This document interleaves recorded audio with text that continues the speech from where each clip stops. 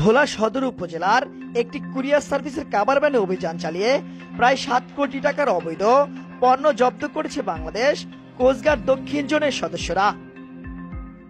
শুক্রবার বিকাল 5টায় গোপন সংবাদের ভিত্তিতে ভোলা সদর উপজেলার কালীনাথ রায়ের বাজার সংলগ্ন এলাকায় এই অভিযান পরিচালনা করা হয়। ঢাকা থেকে ভোলাগামী এসএ পরিবহন কুরিয়ার সার্ভিসের কাভার ভ্যান তল্লাশি করে 20 লক্ষ মিটার অবৈধ নতুন কারেন্ট জাল এবং 80 কেজি নিষিদ্ধ পলিথিন, 5,889টি আতশবাজি এবং 19,600 টাকা শুল্ক ফাঁকি দেওয়া বিদেশি সিগারেট জব্দ করা হয়। এসব পণ্যের আনুমানিক বাজার মূল্য 7,08,02,360 টাকা। বাংলাদেশ কোস্টগার্ড মিডিয়া কর্মকর্তা লেফটেন্যান্ট কমান্ডার হারুনুর রশিদ জানান, জব্দ করা কারেন্ট জাল ভোলা সদর উপজেলার মৎস্য কর্মকর্তার উপস্থিতিতে তাৎক্ষণিকভাবে নষ্ট করা হয়। পলিথিন হস্তান্তর করা হয় পরিবেশ অধিদপ্তরের কার্যালয়।